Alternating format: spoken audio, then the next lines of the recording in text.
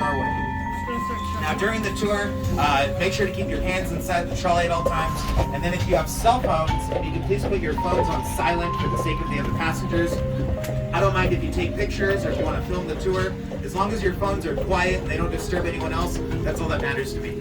And my name's Jared, by the way, so if you have any questions about the town, the history, the stores or restaurants, you can ask me. I'll be happy to answer. Our driver today is Jenny. Everybody say hi, Jenny. Hi, Jenny. And she's been working with horses her whole life. She's been driving the trolley for a while now, and I've seen Jenny park this thing in places or make turns in this trolley that I can't do in a car. So she's a pro at what she does. Now, pulling us today, the stars of our team, on our right side we have Stella, and on our left side we have Claire. They're both Belgian draft horses. We actually have 8 altogether, and we use this breed of horse because they're big and strong. On average, the Belgian horses weigh about 2,000 pounds, and then they can usually pull anywhere between about 3 to 6 times their own weight.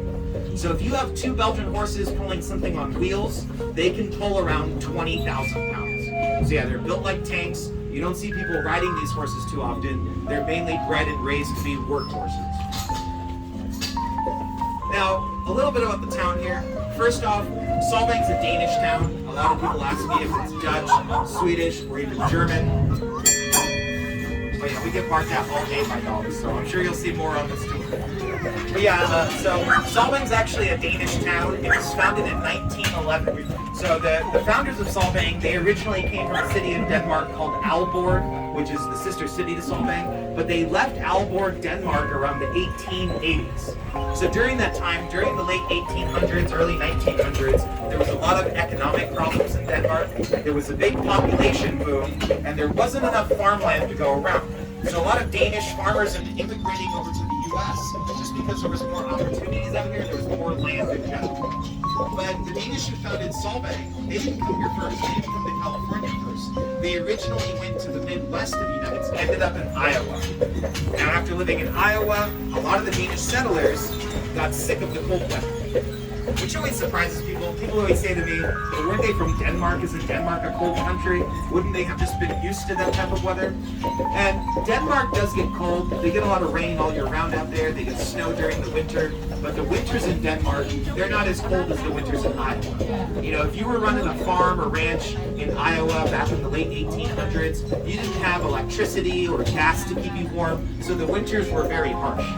So eventually in the early 1900s, a group of about 80 Danish settlers decided to leave Iowa and come out here to California. So they sold off their ranches, their businesses, they pooled all their money and resources together, and they came out here with the hopes of buying land to start their own town. And the Danish eventually discovered Sandinez Valley. They fell in love with this area, so in 1910 they bought around 9,000 acres of land here, and in 1911 they founded the town of Solvang. And Solvang's a Danish word. It means sunny fields or sunny meadows, and that's due to the warm weather we have all year round here. Now coming up here, we're going to do a U-turn. But as we go through the town, there's a few different places that give discounts with your trolley rides. So there's a couple bakeries, a couple restaurants, they give 10% off with your tickets. So one of them is called Olsen's Bakery. Olsen's is down the street over here, so if you go down to Mission and make a left, you'll find Olsen's building, or Olsen's Bakery a couple buildings down, but they give 10% off with your trolley ride. Alright, we're going to do a U-turn here. You're clear. And if you watch the horses when they do the U-turn, they do a side step. That's where they crisscross their front legs. You have to teach horses how to do this, but that's what allows us to do such a tight U-turn.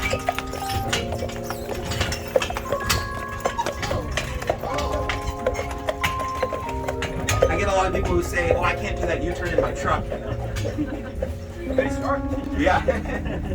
Now, and it depends on the horse, but it usually takes a few months to teach a new horse how to do that little side step. And then just to have a team ready to work on the street and work on the trolley takes about 1 year of training. Now, when Solvang started, the Danish settlers never intended it to be a tourist town. In the beginning, this was mainly a farming community. So there used to be a lot of horse ranches out here, a lot of dairy farms. There even used to be a dairy plant in the middle of town. That's where you would take all your milk to get it processed. You actually didn't see tourism here until about the 1950s. And as you go through the downtown nowadays, most of the businesses you see are geared towards the visitors, geared towards the tourists. You see a lot of gift shops, bakeries, candy stores, hotels down here.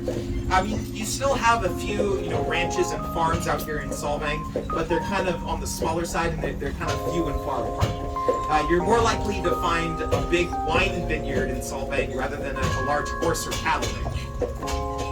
But if you go up to Buellton or San Ynez, you still have some really large horse ranches out there. Like at Buellton, there's a couple that are, they still have 2,000-3,000 acres. So what about the population here? So right now, Solvang has a population of about 5,200, which I know isn't too big of a population, but it's also a small city. Solvang altogether is only about 6-7 square miles, so it's not that big of a place. You could walk from one side of Solvang to the other in an hour or two. But nowadays, only 10% of the population is Danish. So out of the 5,200, only about 500 people are of Danish descent. But a lot of those 500 are either related to or connected to the original families from the beginning. You have a few people that came later on, like the owner of Olsen's Bakery, Bent Olsen. He was actually born and raised in Denmark, and then he moved here in the 1970s, 1980s. Now, coming up on your left side here, there's this little shopping center. There's a store in that shopping center called the Solvang Spice Merchant. Now, they sell a bunch of imported and rare spices, herbs, and teas, but they also give a discount with your trolley right there. And then you get a discount at the Solvang Trolley Ice Cream Parlor, which is coming up on your right side here. And they serve McConnell's ice cream there, which not a lot of people have heard of. McConnell's is a family-owned business based out of Santa Barbara, and it used to be you had to go down to Santa Barbara to get McConnell's ice cream. There was only one location, but now you find it throughout California. But most people I get visiting here from outside of California, they've never heard of McConnell's ice cream before. It's not like a nationwide brand or anything like that.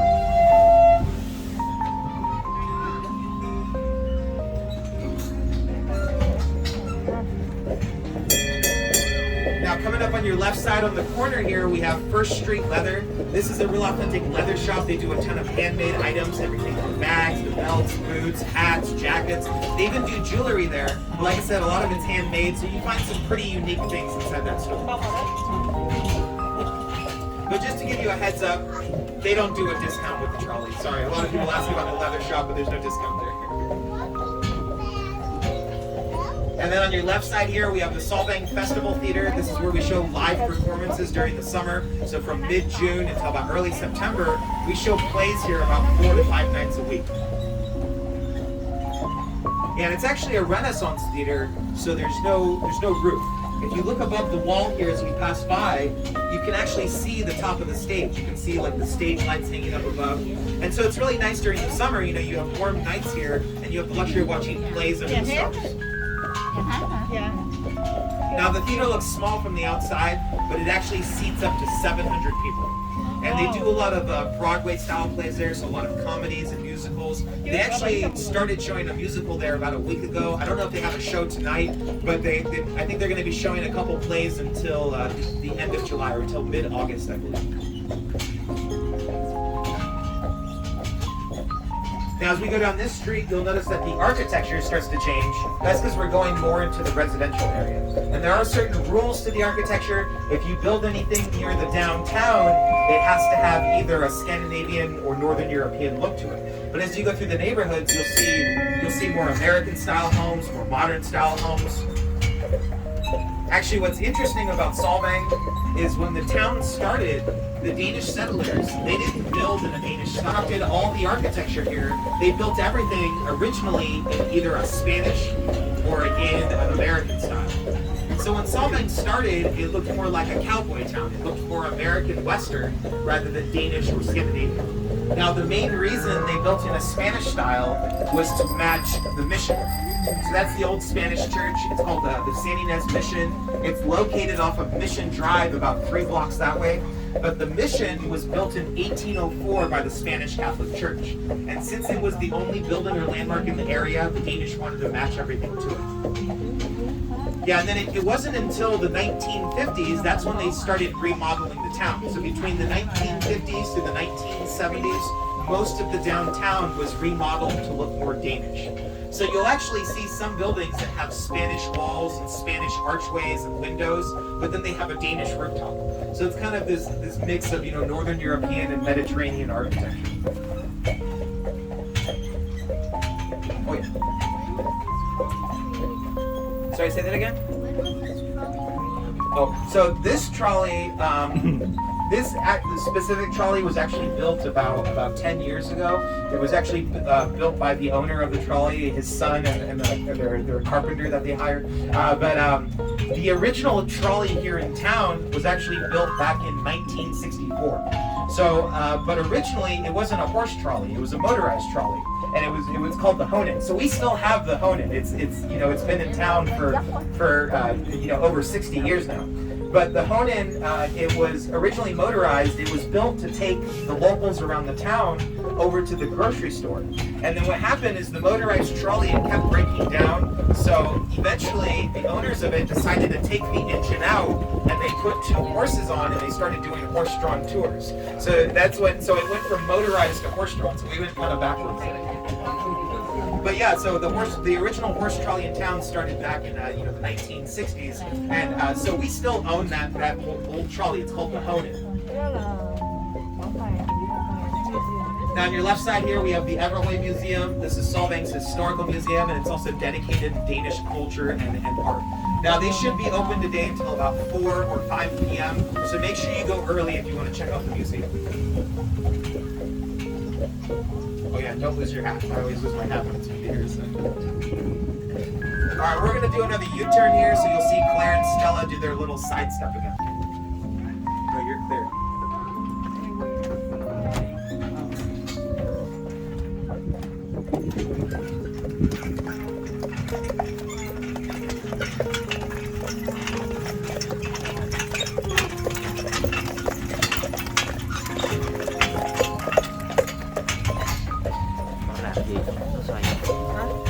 Yeah, and Claire and Stella, they have an interesting story. I don't know if I mentioned this earlier, but they're actually mother and daughter.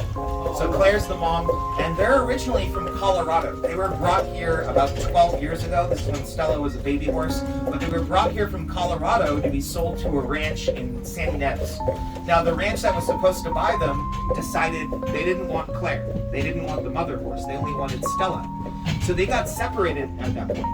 And after they got separated, the trolley ended up buying Claire. But then about 1.5 years later, the ranch that bought Stella contacted us and said, hey, we got this big Belgian horse. We can't train her. She's too crazy for us. Do you guys want her?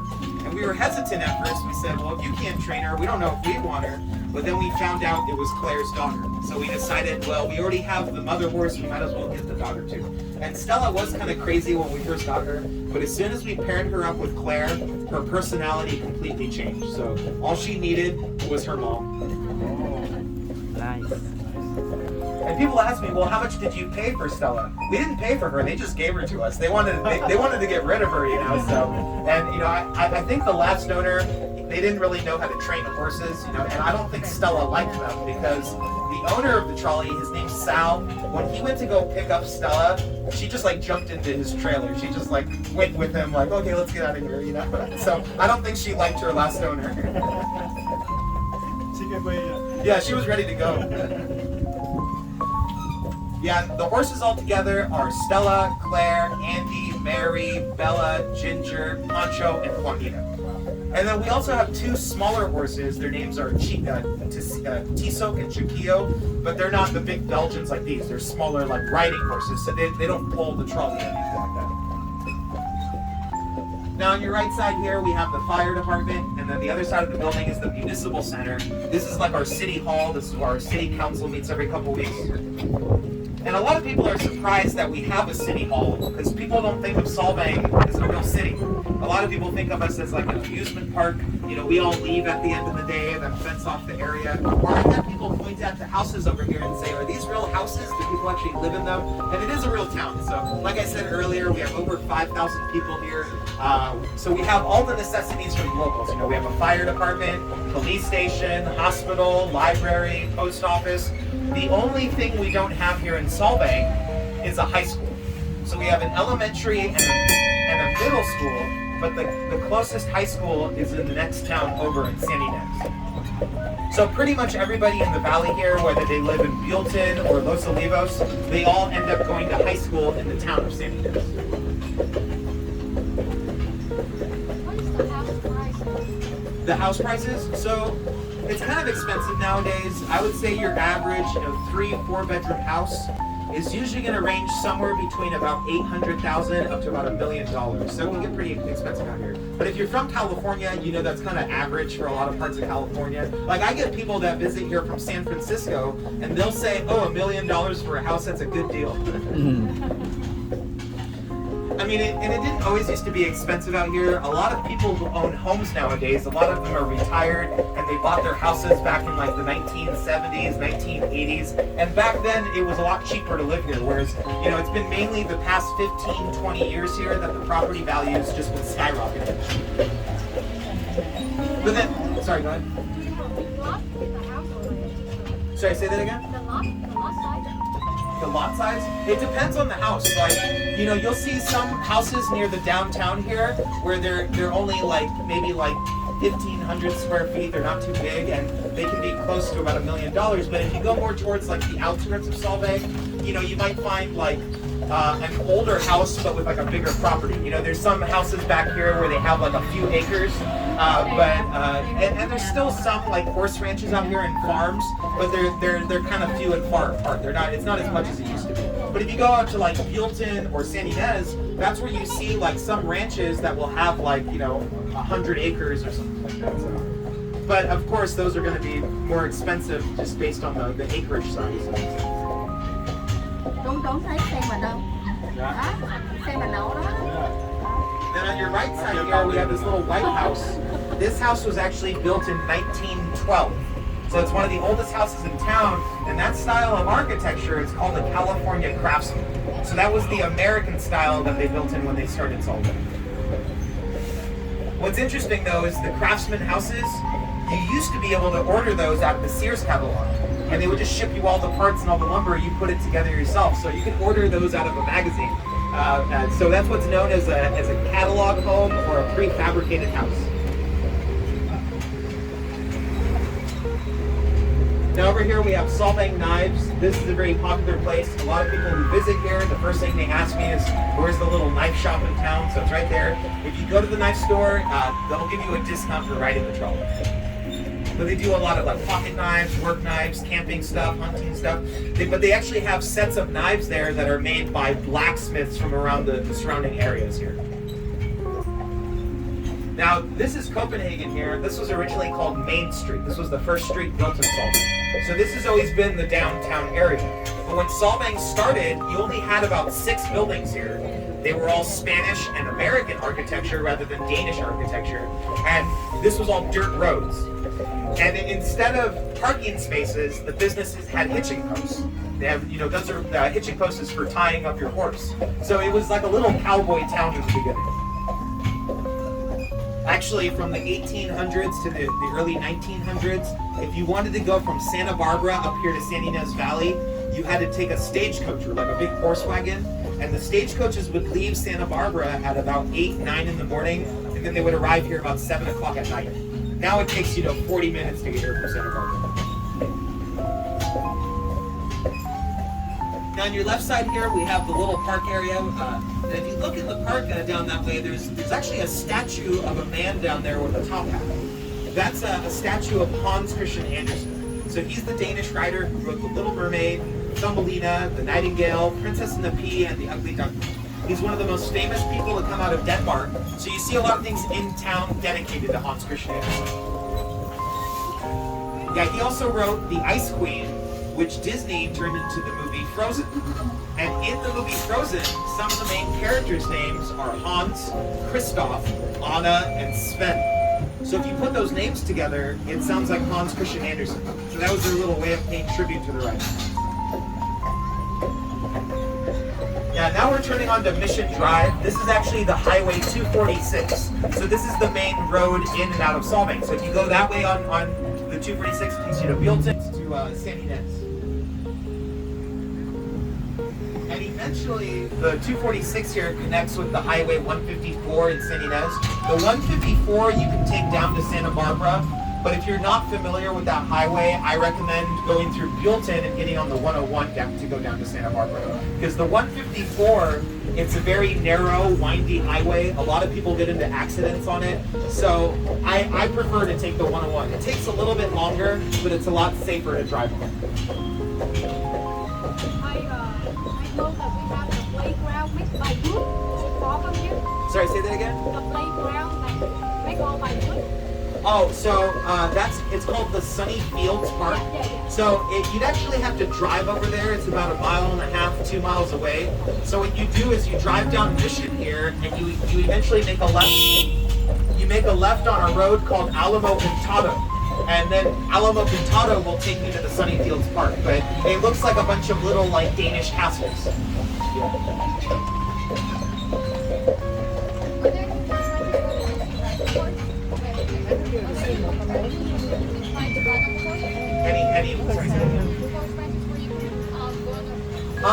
So there's a few around. I don't know if they're open to the public right now, because a lot of the horse ranches, they were closed down for a while.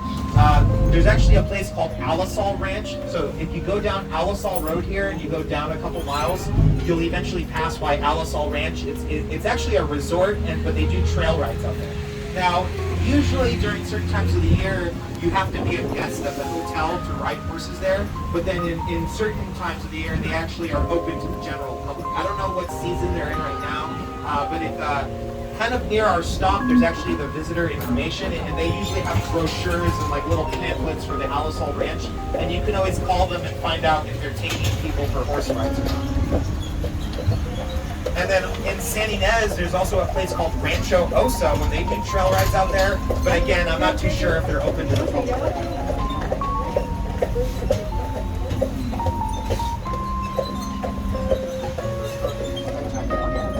Now on your left side here, there's this parking lot. If you cut through this parking lot, it leads to the San Ynez Mission. So if you're looking for historical buildings, the mission's over 200 years old and it's still a functioning Catholic church. So like tomorrow, they'll have services throughout the day there.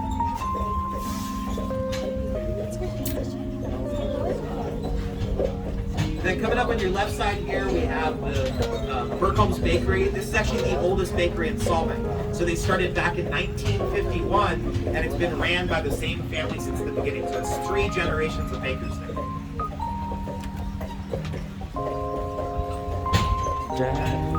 Yeah, I like to go to Burkholm's for lunch.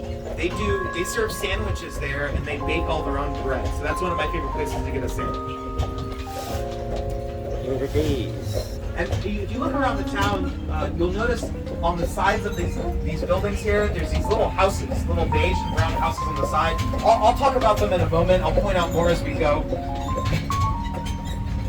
And then if you go down Copenhagen here, a few buildings down Copenhagen on the left side, you'll find the Red Viking restaurant. Now the Red Viking, they do traditional Danish food there. They do the smorgasbord, but they also give a discount with your trolley ride. So if you want to try the Danish food, the Red Viking is very popular. But again, so like I was saying, you have these little houses around town. Like if you look on the left side here, there's that pink ice cream sign. Right above the sign, there's a little house there. Or there's another one coming up on your right side here. So if you see the red brick building, there's a couple little houses under the storm drain of this red brick building. There's one there, and then on the next corner above the 805 sign, there's another one. Yeah, so right above the 805 sign, there's a little house. Now, most people think those are bird houses, but they're not. They're actually for the gnomes, or the little people. So in Denmark, if say your keys, your wallet, your socks, anything small went missing, that meant little people got into your house and they stole from you. So what you would do is build a house for them to live in, put food and water out for them, and as long as the little people were happy, they wouldn't steal from you anymore. Now we call them gnomes, but in Denmark, they were actually called the Nisse. It's spelled N-I-S-S-E. We just say gnomes because there's no English word for it. But a lot of cultures have similar stories to this. What's your left side? Yeah, so in Denmark, you have the Nisse. In Ireland, you have leprechauns. Other parts of Northern Europe, you have nixies, pixies, gnomes, and elves. In both the Philippines and Mexico, you have duendes. And then in Hawaii, they have little people called the menihune. And the menihune, you build houses for them, and they bring you good luck. But if you look up old Danish art of the Nissa, they look like what most people consider gnomes. You know, they're like little guys with pointed hats and big beards. Now this road right here, this is Alisal. If you keep going down Alisal Road, it'll lead out to the 101 freeway.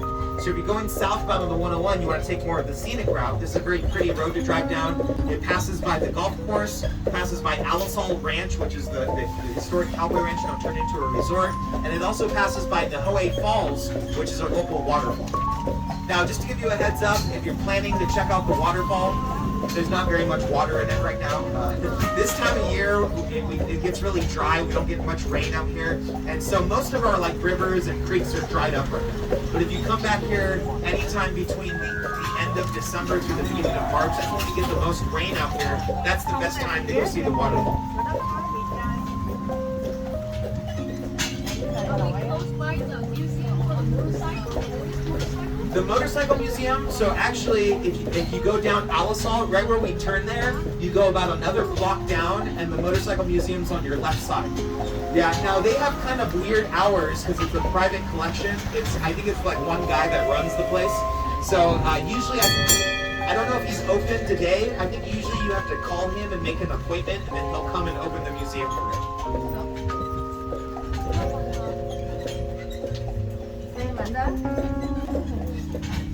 Còn nguyên nha. Now, on some of the rooftops as you go through the town, you'll see these white and black wooden birds on the roofs. Those are storks. So we're going to pass by one in a moment.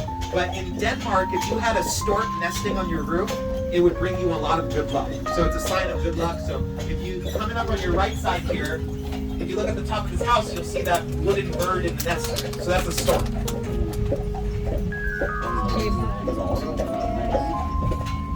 Also, in certain parts of Denmark, if say you were expecting to have a child, you would build a wooden stork in front of your house, and if you had a baby boy, you would tie a pink ribbon to the stork. If you had a baby girl, you would tie a blue ribbon.